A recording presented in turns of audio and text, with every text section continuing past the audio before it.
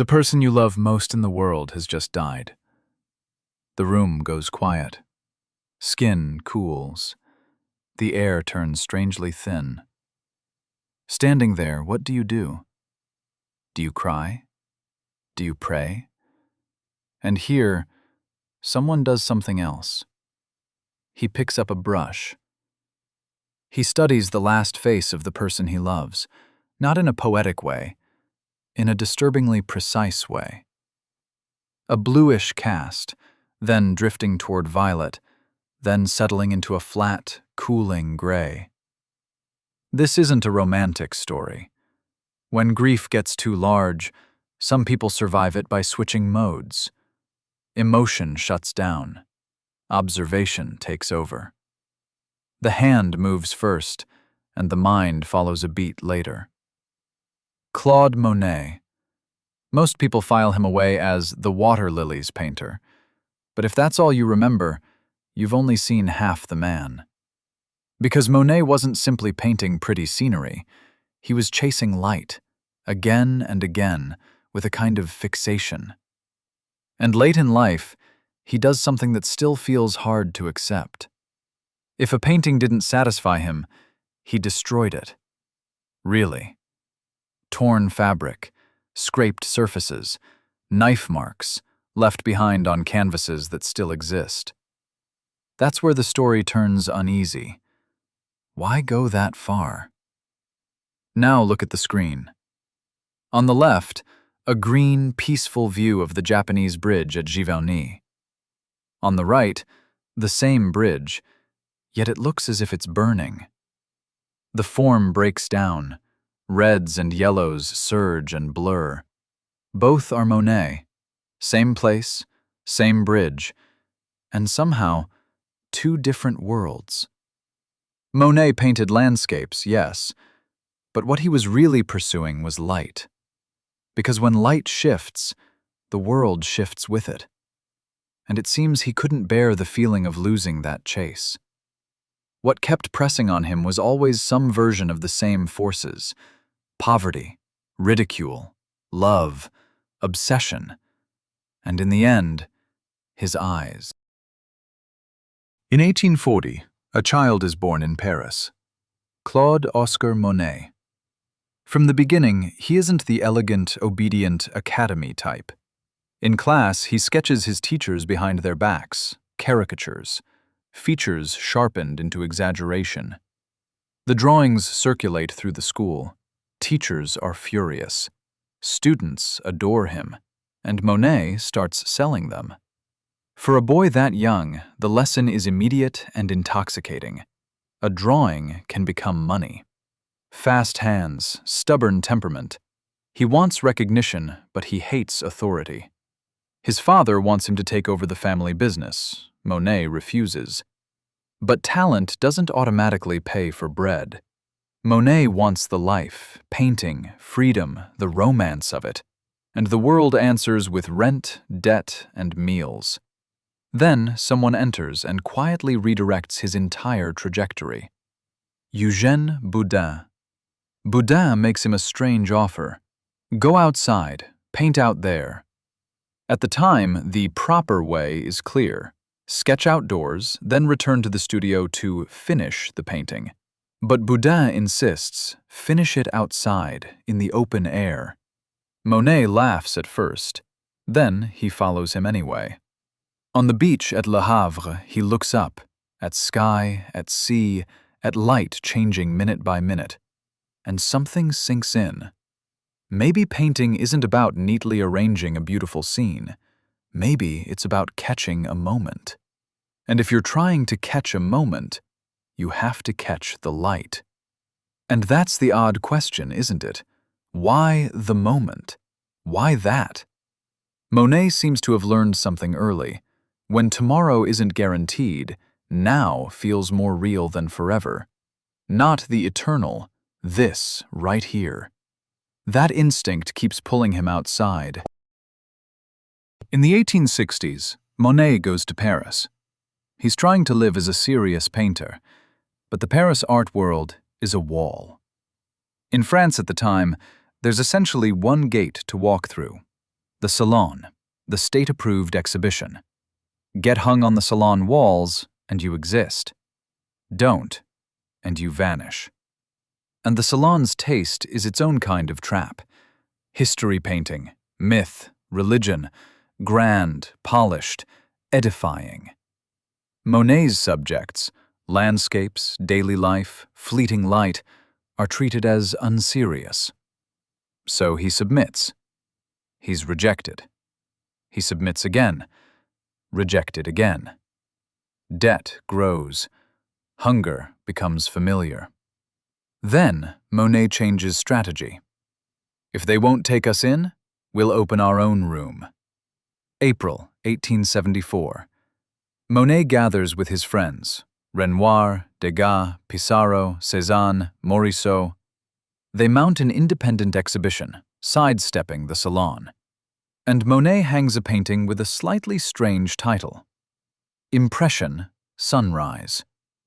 A critic named Louis Leroy sees it and writes a review, one of the most famous insults in art history. Wallpaper in its embryonic state is more finished than that seascape. He sneers at the word impression, mocking the entire show. An impressionist exhibition, paintings that leave you with nothing but an impression, then run away. That's how the label is born. Not as praise, as ridicule. But Monet doesn't collapse under it. He takes the word. Fine, we'll keep it. Because an impression is difficult to argue with. I saw the light like this. You can dislike it, but you can't disprove the instant. And that's the pivot. Monet isn't just trying to make a correct picture anymore. He's changing the rules. From painting the answer to recording sensation. A woman enters Monet's life. Camille Dancieux. Monet is in his mid-20s. Camille is still very young, as accounts generally describe it. She works as a model, and she begins to appear again and again in his paintings. What matters here isn't the romance itself, it's what arrives with it. Love is supposed to stabilize a life. For Monet, love brings a heavier kind of reality. His father disapproves of the relationship and cuts off financial support. They hold on anyway. They live together. A child is born, and Monet becomes poorer. Letters from this period don't try to be poetic. They're blunt. He writes about not having money for paint, about not knowing how he'll afford bread. Some days they can't pay the rent. Some days his paintings go to the pawnbroker. Some days they simply go hungry. And there is a moment where Monet reaches the edge. Accounts say he throws himself into a river. He survives, but survival doesn't erase what that moment means. He was desperate. They marry. Another child comes. From a distance, it looks like the life should finally harden into something stable. Instead, it gets heavier. Camille becomes ill. Different sources speculate about the exact diagnosis, but the through line is clear. She weakens, and she dies young. September 1879. Camille dies. And now we return to the opening. Monet does something that people still struggle to understand. He paints that moment. A portrait of Camille after death. This is the detail that makes listeners recoil. How could anyone paint in front of the body of the person they love? Later, Monet describes that moment in words that don't sound like a legend. They sound like a confession. He says grief was so overwhelming that his mind shifted into something mechanical. He found himself observing the changes in her face, the skin slipping from blue to violet, then settling into grey. And then, without quite deciding to, he picked up the brush. There's no need to beautify this. It isn't a noble myth. It's closer to compulsion. When grief becomes unbearable, some people don't feel their way through it.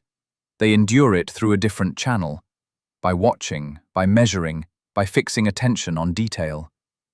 Monet loved light and colour, and he likely understood, somewhere inside, that this love could also consume him.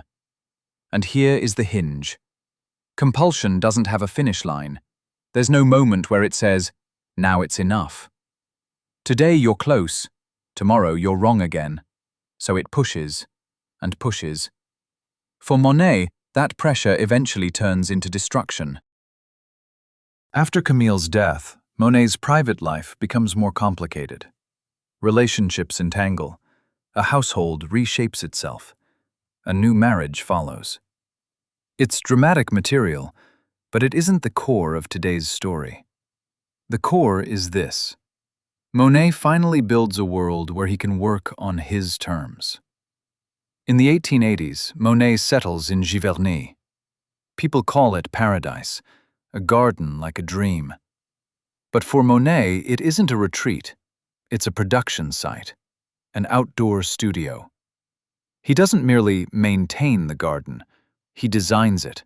He shapes the pond, plants the water lilies, builds the Japanese bridge, chooses where trees will cast shadow, plans color and season like a set designer. Why go that far?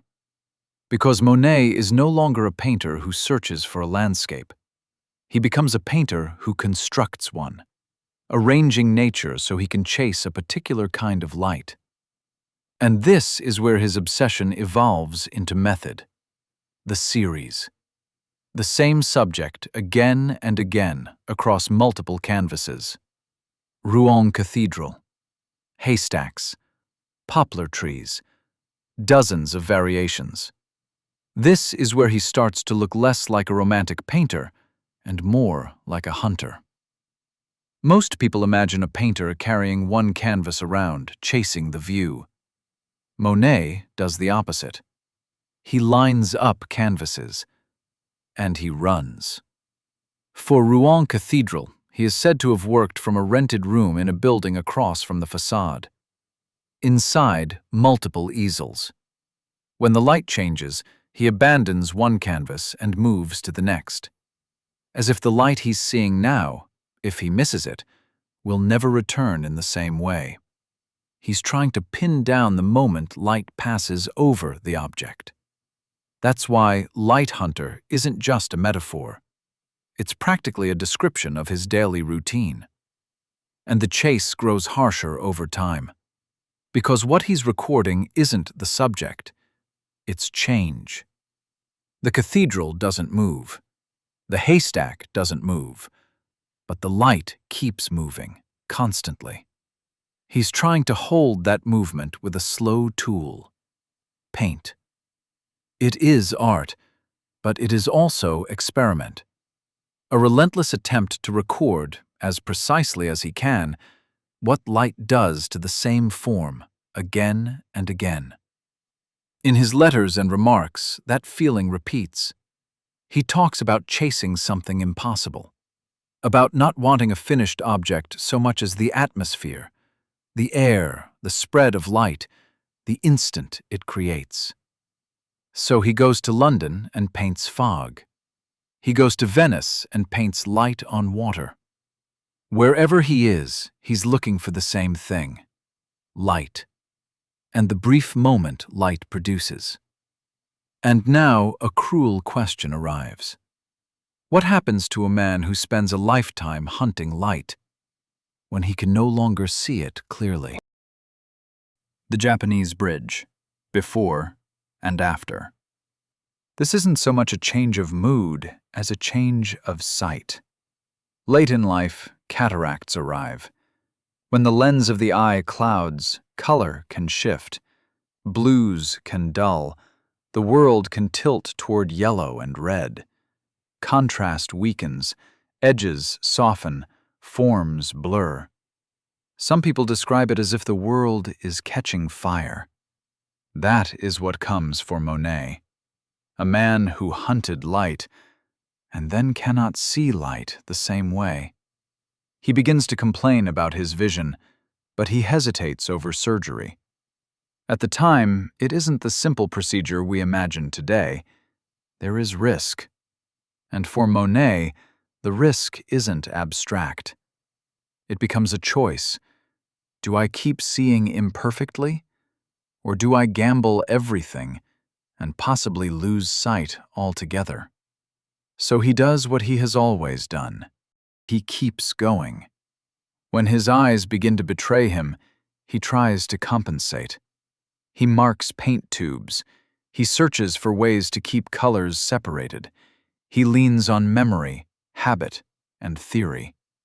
It starts to feel less like he is painting with his eyes and more like he is painting with his body.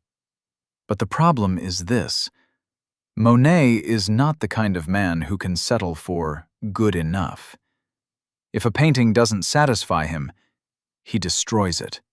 He tears it, scrapes it, cuts into it. He makes it unusable.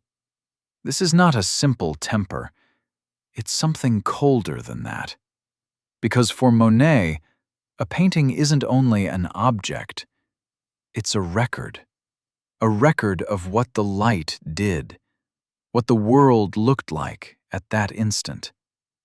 And if that record feels wrong, leaving it behind is unbearable. So it isn't, "I failed." It becomes, "This must not remain." Most people would think, put it in storage, don't show it, don't sell it, hide it. But Monet seems unable to do that. What his own eyes won't approve of, he cannot allow to exist. Whether you call it pride or you call it violence born of obsession, it is likely both. Eventually, he undergoes surgery. But surgery doesn't simply restore the past. Even when sight returns, the balance can feel strange. Some colors can appear harsh or unfamiliar. Harmony can break.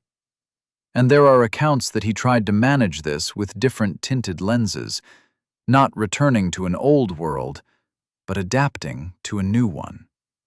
And through all of this, Monet keeps working. The final project he clings to is the water lilies. Light on the surface of the pond at Giverny. He repeats it for years, almost a lifetime.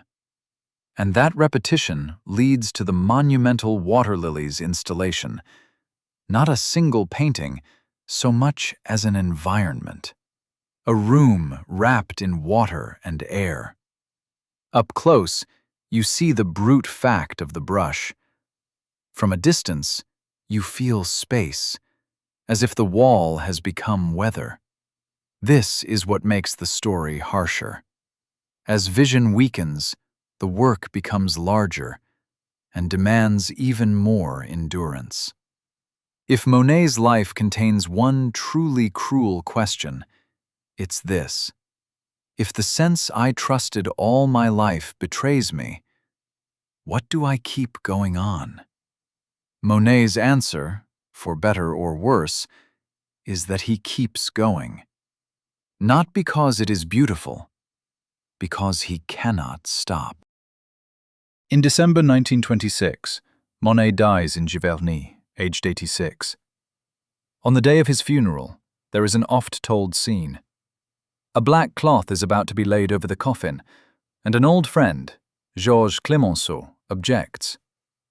No, not black. No black for Monet. The black cloth is pulled away, and a colored one replaces it. It feels, in that moment, less like a detail of ceremony and more like a final curatorial decision. One last insistence on color for a man who lived inside light. The Monet we've walked through today is not simply the painter of peaceful water lilies. He is a rebel who refused to let poverty and ridicule decide his work. A man who took an insult and turned it into a banner. A man who painted when he should have been unable to paint, and who, when dissatisfied, could destroy his own canvases with his own hands. For Monet, the painting was not the prize, the attempt was. The attempt to hold light, again and again, until the hand can no longer follow what the eye once loved. So I'll leave you with one final question. If your eyes could no longer show you your world with certainty, would you keep making things, or would you stop? Subscribe for the next peek. Thank you for watching.